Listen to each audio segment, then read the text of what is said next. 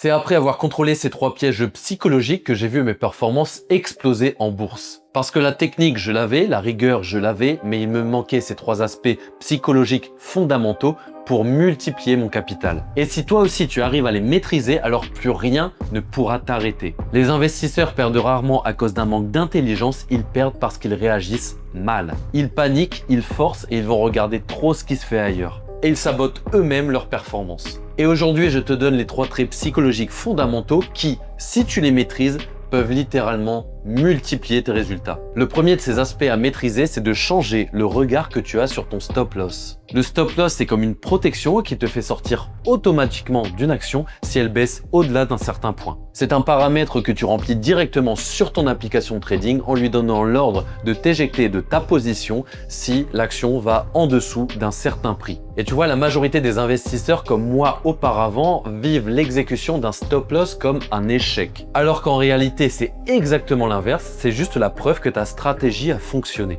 Et si tu veux une image, c'est un petit peu comme ta ceinture de sécurité en voiture, elle maintient ton capital en vie. Quand tu montes dans une voiture, tu ne penses même pas au fait de mettre ta ceinture de sécurité ou non. Tu la mets juste point barre. Tu es rassuré qu'elle soit là, et bien le stop loss c'est exactement la même chose. Il va être là pour protéger ton capital qui est ton outil de travail contre les aléas du marché. Parce que quelquefois ton analyse elle a beau être parfaite, c'est juste que le marché ne veut pas aller dans ton sens. Et c'est exactement la même chose qu'au poker. Quelquefois au poker tu peux récupérer une paire d'as mais te retrouver à perdre contre une paire de 2. Un investisseur qui performe, c'est d'abord quelqu'un qui ne cherche pas à avoir raison, mais juste à perdre petit lorsqu'il perd. Et d'ailleurs, tous les plus grands traders de l'histoire, de Paul Tudor Jones à Richard Dennis, t'expliquent qu'il faut couper tes pertes très rapidement. Et personnellement, mon système de trading est fait de telle sorte que je ne prends jamais mes profits, mais je me fais toujours exécuter par des stop loss que je remonte au fur et à mesure de l'évolution de l'action. C'est ce qu'on appelle un trailing stop. Et je vais te montrer sur mon écran un de mes derniers trades qui n'est pas passé et par lequel je me suis fait sortir par mon stop loss. C'était sur l'action Planet Labs du ticker PL. Je suis rentré sur cette grosse bougie du 27 janvier 2026 et je me suis fait sortir 2 jours après à ce niveau-là.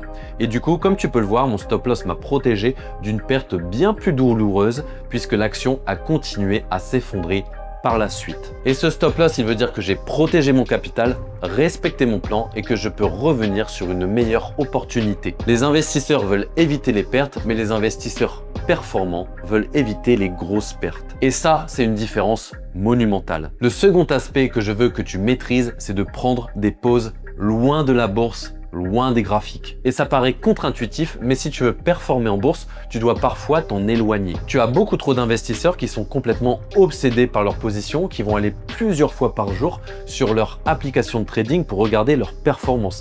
Quelquefois 20, 30, 50 fois par jour. Ils veulent absolument que ça bouge, ils veulent un résultat. Et c'est exactement comme quelqu'un qui va à la salle de sport pour mincir ou prendre du muscle. À un moment de l'année, tes résultats vont stagner, fatigue physique et fatigue mentale. Et les meilleurs coachs te conseilleront de prendre une semaine ou 2 en off, histoire de récupérer et de recharger tes batteries. Eh bien, tu vois, en bourse, c'est exactement la même chose. Ton job, c'est pas d'être constamment devant tes écrans, c'est simplement de respecter ta stratégie. Et parfois, la meilleure chose à faire pour respecter ta stratégie, c'est de prendre du recul. Si tes dernières perfs ne sont pas ouf, que le marché ne va pas dans ton sens, alors prends une semaine off, reste en cash et ne regarde pas ce que fait le marché. Parce que tu dois te rappeler une chose essentielle. Ton objectif, c'est pas de battre le marché tous les jours. Ton objectif, c'est de faire un maximum de perfs, ce que tu arriveras à faire si tu creuses l'écart avec les indices sur le long terme. Et regarde un peu les pires années des indices boursiers comme le S&P 500 ou le Nasdaq. En 2008, le S&P 500 perd environ 38% et sur la même année, le Nasdaq perd environ 40%.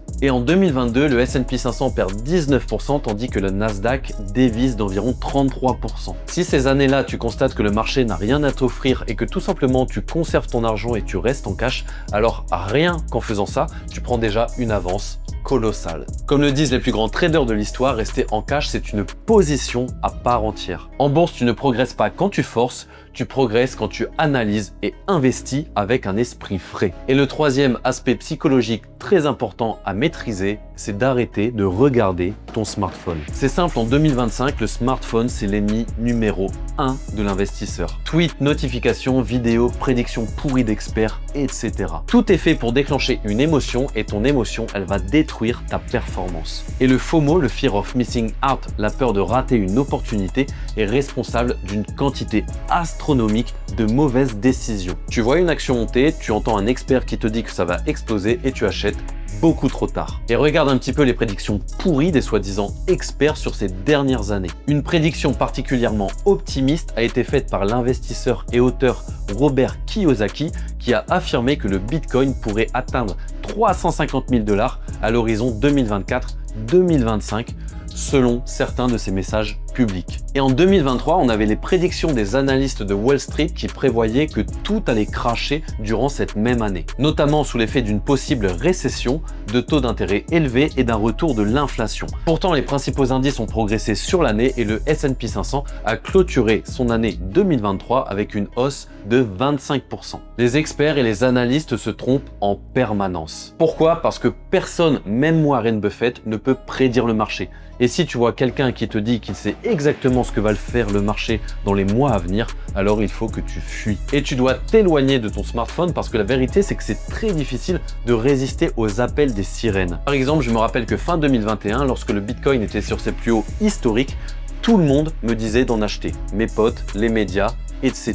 Tout le monde me donnait l'impression que je ratais une opportunité et que j'étais beaucoup trop con pour le comprendre. Au final, j'ai résisté, je suis resté fidèle à mes convictions grâce aux préceptes de Warren Buffett et finalement le Bitcoin s'est effondré et a perdu environ 75% de sa valeur dans les mois qui ont suivi. Mais du coup, le mieux reste encore de ne pas regarder ton smartphone et de rester éloigné de toutes ces prévisions et notifications qui vont te bombarder. Un investisseur performant, il agit rarement, il va laisser le marché travailler. Moins tu regardes ton smartphone, plus tu respectes ton plan. Et plus tu respectes ton plan, plus tes résultats s'améliorent. Donc faire plus de 50% par an, c'est pas une question de génie, c'est une question de comportement. Tu ne dois pas voir l'exécution de ton stop loss comme un échec, aussi savoir t'éloigner des marchés pour revenir plus fort, et couper le FOMO et ne pas regarder les avis. Et crois-moi, ces trois choses n'ont rien de technique, mais elles font toute la différence. Contacte-moi pour bâtir un portefeuille qui explosera tes perfs. Tu pourras aussi t'inspirer du mien. Je te partagerai mes entrées et mes sorties dans un but éducatif. Pour me contacter, le lien est dans la description, tout comme ma mini formation gratuite. D'ici là, ne baisse jamais tes stop loss et je te dis à très bientôt.